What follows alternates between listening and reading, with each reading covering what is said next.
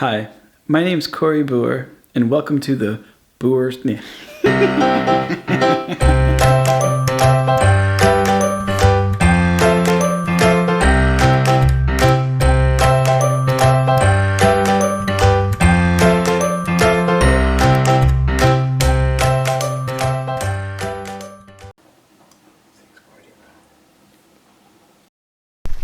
Okay, so I'm outside, and it's not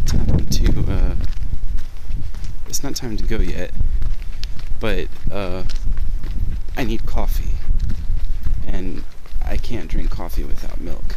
So I'm on my way to the store at like 7 o'clock in the morning on this beautiful winter morning to get milk. Here's what I should tell you before I take you on today's adventure to Poznan. When I was younger, I enjoyed traveling a lot. I enjoyed these adventures, going off and seeing parts of Poland that I had never seen, and taking trips on trains and all this kind of stuff. It was just awesome. But now I have kids, and, I hate leaving my kids. I always feel guilty when I'm leaving my kids. Or if Angelica and I aren't together, I feel like I'm doing a disservice to the people that I'm ministering to, because we really are a package deal. It's not the kind of thing that I start a sentence and she finishes it, but it's definitely the kind of thing that I'll make a point and then she'll make a follow-up point that just completes the thought. So if you only get me, you're getting half the package. You really need my wife and I together ministering. So as often as I can, I have to be quiet because they're asleep. As often as I can, I take Angelica and the kids with me, and that doesn't even sound right to say I take them with me. We all go together. It's not me taking them with me to a ministry event. We go there to minister together. The kids get to see everything, hear everything, and they do really, really well too, which is so amazing. But today, I have to go on my own because our car broke down yesterday. I took it to the shop, and it's going to be a couple thousand zloty, and probably about a week worth of repairs to get it fixed. So today I'm going by train, and I'm taking you with me. So, you see that sign right there? That M? That means metro. That's the subway, and that's my building, and that's how close we live to the subway lines. And that was the one thing I asked God for when I knew that we were going to move to Warsaw. I said, God, please let us live in an apartment which is right above the one subway line. Back then there was one subway line. Now there are two. And God gave us an apartment. It couldn't be closer unless it was literally in the subway line.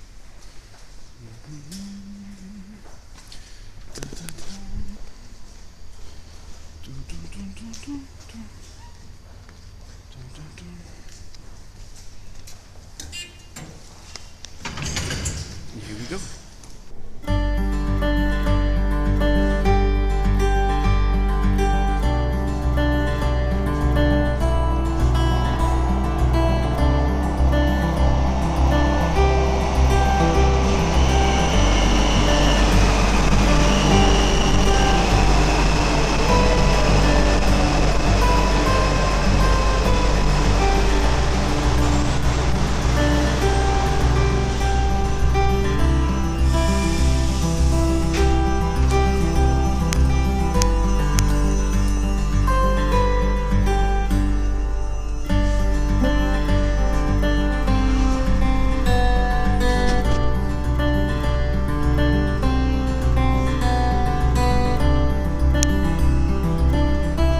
Następna stacja Służew.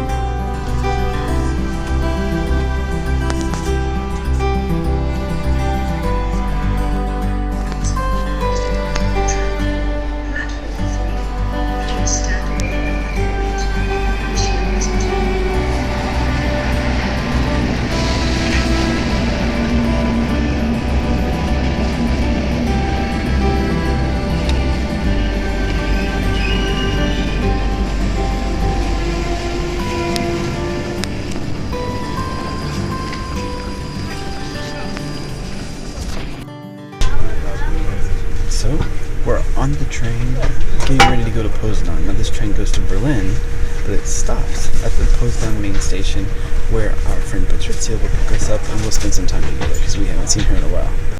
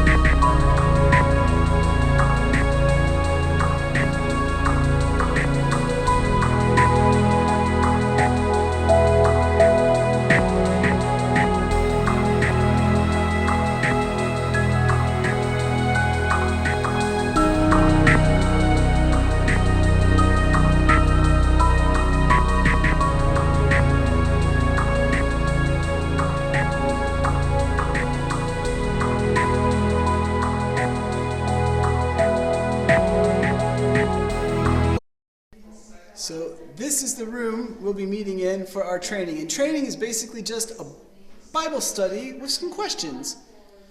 And then the Holy Spirit does all the teaching. So I don't have to do the teaching. I just present the verses, lead the questions, trust God, and eat good food, and then go home. God's good. So the meeting's over, and now we're having a jam session. That's Camille. He's awesome. Okay, I have to tell you something really quick about the guy that I just introduced to you named Camille. Let me show you his name real quick. Camille, for my English speakers. Now, Camille, at the age of 20, was a musician in a black metal band that had become extremely popular in Europe. At the age of 20, he was traveling around Europe had everything he could want, had money, had equipment, had girls, drugs, alcohol, and was headlining for, was opening for the most popular heavy metal bands that were traveling around Europe at the time. While he was in England, he had an encounter with God. God just met him one day as he was calling out to God. And in one moment, he delivered him from drugs, from alcohol, from cursing, from pornography, from all of the stuff that he had gotten involved in. He was instantly healed from problems with his back, with his heart, with his skin, multiple different things. In an instant, he was healed. And he was completely changed. I mean, those of you who have experienced it, you know what I'm talking about. And if you haven't, I pray that you will one day.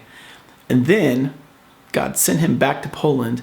And here in Poland, he saw many, many healings, or he has seen many healings, and he continues to see many, many miraculous healings and deliverances and people coming to the Lord. And this is a guy that every time I meet him, we can sit and I can just listen to story after story after story of what God has been doing through him and the miracles that God continues to work in Poland. Here you have Pavel. Say hello, Pavel.